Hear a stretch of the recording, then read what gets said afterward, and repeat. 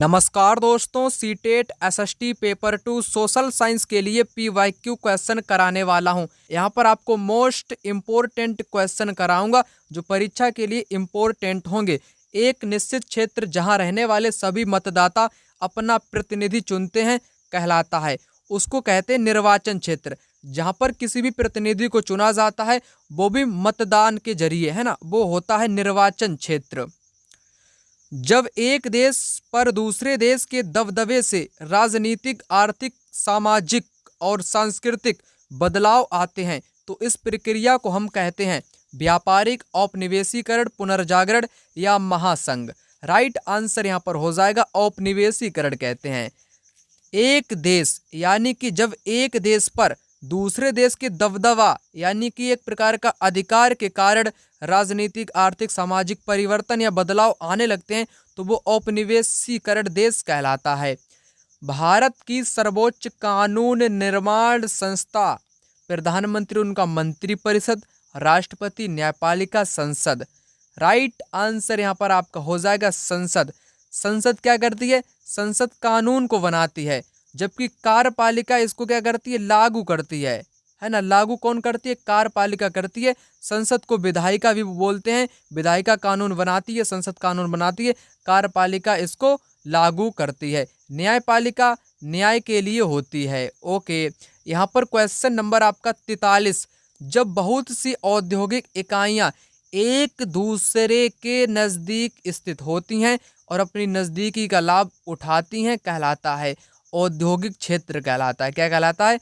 औद्योगिक क्षेत्र कहलाता है। चलिए आगे बात करते हैं।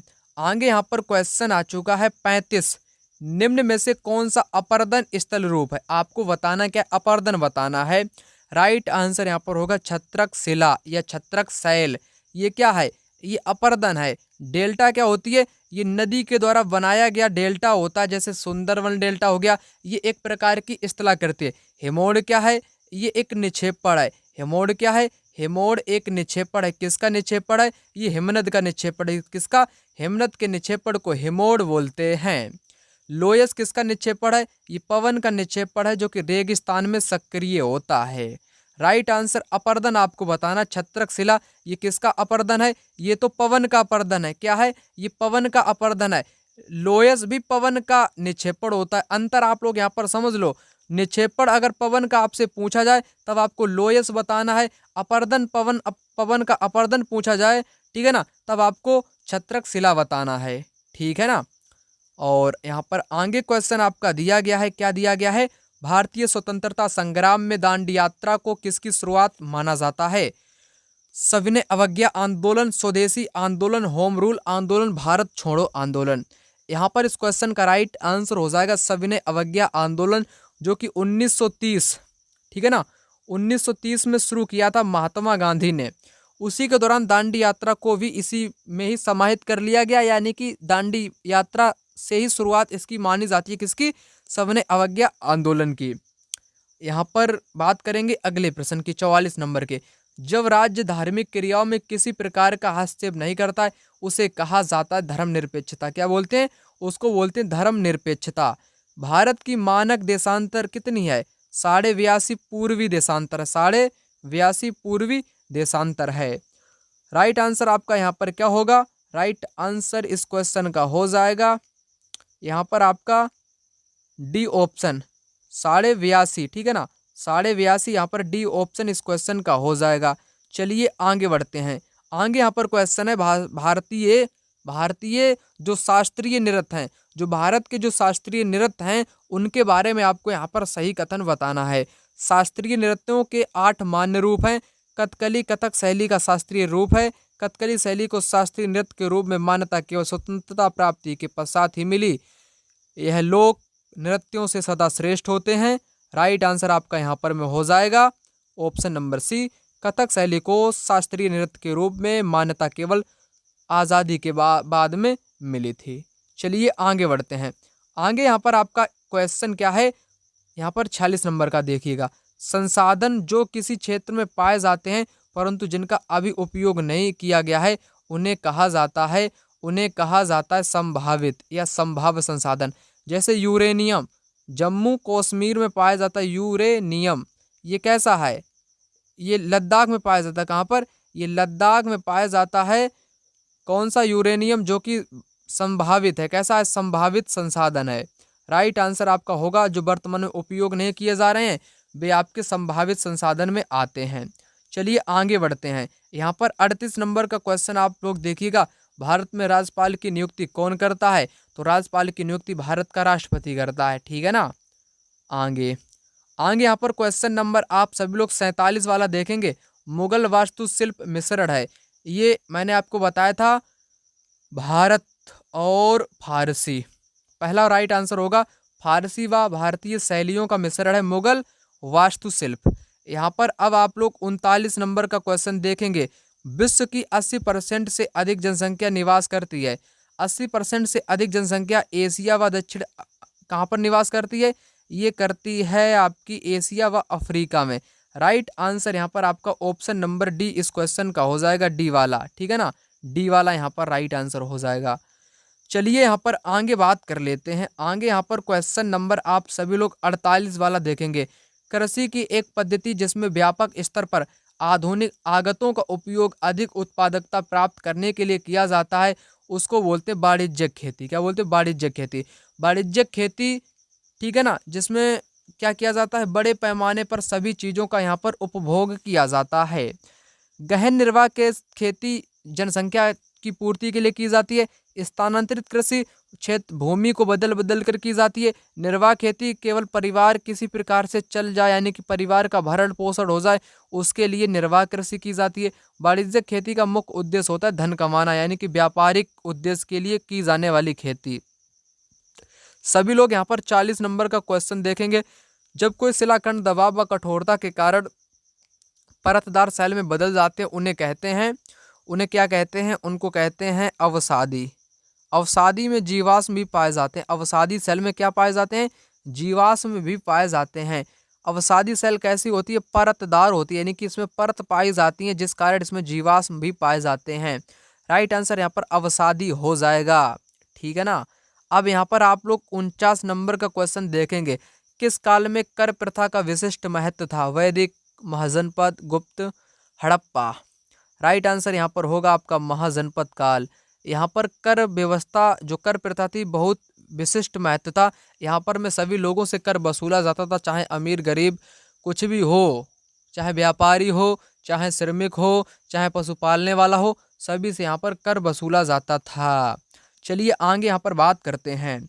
आगे यहाँ पर क्वेश्चन है, निम्न में से किस भारतीय साहित्यिक धरोहर का अर्थ गुरु के पास जाकर समीप बैठना है? तो मैंने आपको बताया था उपनिषद, दो शब्दों से मिलकर बना है उप प्लस निषद। 51 नंबर के क्वेश्चन को पृथ्वी द्वारा सूर्य के चारों ओर घूमने को कहा जाता है? परिक्रमण, कक्षीय समतल, घूर्णन, प्रदीप्ति व्रत। राइट आंसर यहाँ पर आपका हो जाएगा पृथ्वी द्वारा सूर्य के चारों ओर घूमने को परिक्रमण बोलते हैं। परिक्रमण करने में पृथ्वी को 365 दिन का टाइम लगता है, जिसको एक वर्ष के नाम से जानते हैं। परिक्रमण के कारण ही ऋतुएं बदलती हैं, यानी कि ऋतुओं में जो परिवर्तन होता है ना, वो परिक्रमण गति के कारण ही ऋतुओं में परिवर्तन होता है। घूर्णन गति भी पृथ्वी की गति है, ये दिन रात होने वाली गति है, जिसके कारण पृथ्वी पर रातें व दिन होती हैं। प्रदीप्ति व्रत क्या होता है? दिन और रात को विभाजित करता है। दिन इधर होगा, रात इधर होगा, इसको विभाजित करने का काम करता है प्रदीप्ति व्रत। कक्षीय समतल में अक्ष कितना कोण बनाता है? 66.5 का कोण बनाता है पृथ्वी का अक्ष कक्षीय समतल में। राइट आंसर यहाँ पर हो जाएगा परिक्रमण। यहाँ पर अगला प्रश्न है 52 नंबर का है, भारत में मुंडा जनजाति किस क्षेत्र में निवास करती है? मुंडा कहाँ पर निवास करती है? बस्तर, दुर्ग, कुल्लू या छोटा नागपुर। राइट आंसर होगा यहाँ पर छोटा नागपुर, जो कि झारखंड वाले इलाके में, कहाँ पर में? झारखंड वाले इलाके में मुंडा जनजाति निवास करती है। यहाँ पर क्वेश्चन नंबर 53, जब किसी व्यक्ति या व्यक्ति के समूह को किसी प्रतिरूप यानी कि इमेज के साथ जोड़ दिया जाता है उसे कहा जाता है? रूढ़िवाद, प्रताड़ित, मूर्ति या भेदभाव। राइट आंसर यहाँ पर हो जाएगा रूढ़िवाद, उसको बोलते हैं। जब किसी भी व्यक्ति या व्यक्ति के समूह को किसी भी प्रतिरूप यानी कि प्राचीन काल की ढांचा यानी कि खांचे में जड़ दिया जाता है, उसी प्रकार से उसको ढाल दिया जाता है ना, रूढ़िवाद धारणा कहलाती है, जो कि भेदभाव को दर्शाती है। यहाँ पर क्वेश्चन नंबर 54, 54 नंबर का क्वेश्चन बोलता है खालसा की स्थापना वाले निम्न में से कौन थे? गुरु अंगद, गुरु गोविंद, गुरु तेग बहादुर, गुरु नानक। खालसा पंथ की स्थापना गुरु गोविंद सिंह ने की। किसने? गुरु गोविंद सिंह ने खालसा पंथ की स्थापना की थी। ये आपको यहाँ पर में पता होना चाहिए। यहाँ पर आगे विश्व शांति का विचार किस मुगल शासक ने आगे बढ़ाया? शाहजहां, हुमायूं, जहांगीर, अकबर। राइट आंसर यहाँ पर हो जाएगा अकबर। हुमायूं ने नहीं, ना ही जहांगीर ने, ना ही शाहजहां ने, बल्कि अकबर ने विश्व शांति का विचार अपनाया था। सुलह-ए-कुल है ना, सुलह-ए-कुल, सर्वत्र शांति का विचार अकबर ने अपनाया था, जो कि सभी धर्मों का मिश्रण था। राइट आंसर यहाँ पर अकबर हो जाएगा। यहाँ पर क्वेश्चन नंबर है 56। भारतीय संविधान का अनुच्छेद 21 का संबंध है समानता के अधिकार से तो है नहीं, जीवन के अधिकार से है। संवैधानिक उपचारों का अधिकार तो 32 से होता है, धार्मिक स्वतंत्रता का अधिकार भी नहीं है। राइट आंसर आपका यहाँ पर हो जाएगा जीवन का अधिकार। किस में आता है? जैसे हवा, पानी, सब कुछ का अधिकार है व्यक्ति को लेने का, तो वो अनुच्छेद 21 में आता है। किसमें? अनुच्छेद 21 में आता है, जीवन जीने के अधिकार में। ठीक है ना। चलिए आगे बढ़ते हैं। आगे यहाँ पर क्वेश्चन है 57 नंबर का। कित्तूर के ब्रिटिश विरोधी आंदोलन का नेतृत्व किसने किया? रानी लक्ष्मीबाई, रानी चेन्नम्मा, नाना फडणवीस, अहिल्याबाई होलकर। राइट आंसर यहाँ पर आपका होगा रानी चेन्नम्मा। रानी चेन्नम्मा जो कि कित्तूर दक्षिण भारत से इन्होंने ब्रिटिश विरोधी आंदोलन का नेतृत्व किया था। किसने? रानी चेन्नम्मा ने। आगे स्थान, लोग, वस्तुएं व प्रकृति जो किसी भी जीव को घेरे रहते हैं कहलाते हैं परिवेश, पर्यावरण, स्थलमंडल या जैविक संसाधन। राइट आंसर यहाँ पर आपका हो जाएगा, उसको पर्यावरण बोलते हैं, जो हमारे चारों तरफ के वातावरण को घेरे रहता है। ठीक है, चलिए आगे बढ़ते हैं। आगे यहाँ पर क्वेश्चन है पिंड जिनमें अपनी ऊष्मा व प्रकाश नहीं हो लेकिन वे तारों की रोशनी से चमकते हैं, उन्हें कहा जाता है तारामंडल, ग्रह, खगोलीय पिंड या यहाँ पर तारे। उनको बोलते हैं ग्रह। जो ग्रह होते हैं ना, इनके पास अपनी ऊष्मा व प्रकाश कुछ भी नहीं होता है, बल्कि ये तारों की रोशनी से चमकते हैं। जैसे पृथ्वी क्या है? पृथ्वी ग्रह, इसके पास कोई भी ऊष्मा, ना ही ऊष्मा है ना ही प्रकाश है। ये सूर्य की ऊष्मा से ही प्रकाशित होती है पृथ्वी। ठीक है ना। चलिए यहाँ पर आपको मैंने यहाँ पर बता दिया। राइट आंसर आपका यहाँ पर कौन सा होगा ना? ग्रह यहाँ पर हो जाएगा। और तारों के पास खुद का प्रकाश सब कुछ होता है, इनके पास ऊष्मा भी होती है जैसे सूर्य। निम्न में से वायुमंडल की कौन सी परत वायुयान उड़ाने के लिए आदर्श है? कौन सी वायुयान उड़ाने के लिए आदर्श है? मैंने आपको हर समय बताया है, समताप मंडल जिसको ओजोन लेयर बोलते हैं, इसमें मौसम की कोई घटना नहीं घटित होती है, इसलिए वायुयान उड़ाने के लिए आदर्श मानी गई है। क्षोभ मंडल में मौसम वाली घटना यहाँ पर घटित होती है। क्षोभ मंडल में, बहिर्मंडल में क्या होता है? यहाँ पर में तमाम प्रकार की, यहाँ पर बाह्य मंडल लिखा हुआ है, बाह्य मंडल में आपका क्या होता है? रेडियो वाली तरंगें परावर्तित होती हैं। यहाँ पर है क्वेश्चन नंबर 72। मौसमी उपकरणों के द्वारा मौसम संबंधित सूचनाएं एकत्र करना उदाहरण है। ये किसका उदाहरण है? ये आ जाएगा प्राथमिक आंकड़ों का उदाहरण है, क्योंकि मौसम की जो जानकारी एकत्र की जा रही है वो मौसम के उपकरण यानी कि डायरेक्ट की जा रही है। कोई भी चीज़ डायरेक्ट होती है, प्रत्यक्ष होती है, वो प्राथमिक आंकड़े में ही आती है। अगला यहाँ पर क्वेश्चन क्या है? अगला क्वेश्चन यहाँ पर है बायोस्फीयर के विषय में, जैव मंडल के विषय में उपयुक्त कथन। जैव मंडल क्या होता है? जहाँ पर हवा होना चाहिए, पानी होनी चाहिए और स्थल होना चाहिए।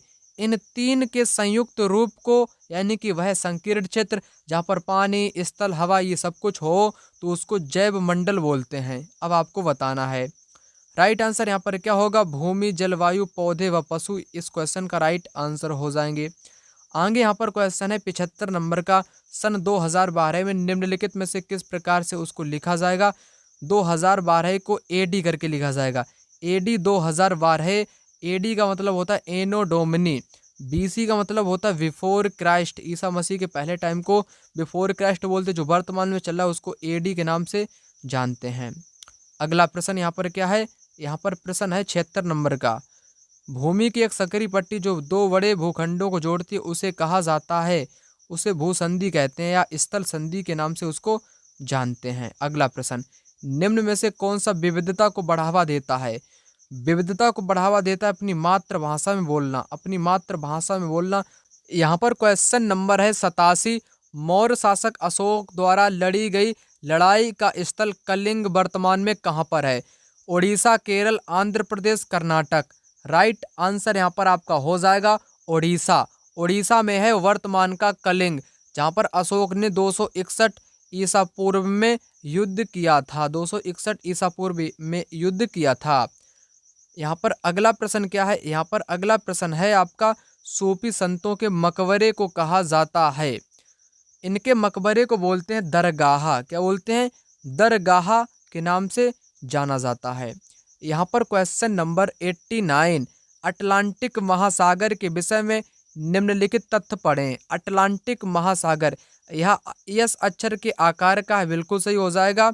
इसकी तटरेखा सरल व रेखीय निर्वात है। सरल तो बिल्कुल नहीं है, इसकी तटरेखा दंतुरित है, दांतेदार है, तो यहाँ पर भी आपका गलत हो गया। व्यापारिक दृष्टि से सबसे व्यस्त सागर है, ये भी सही हो गया, तो बी आपका यहाँ पर गलत है। बी कैसा है?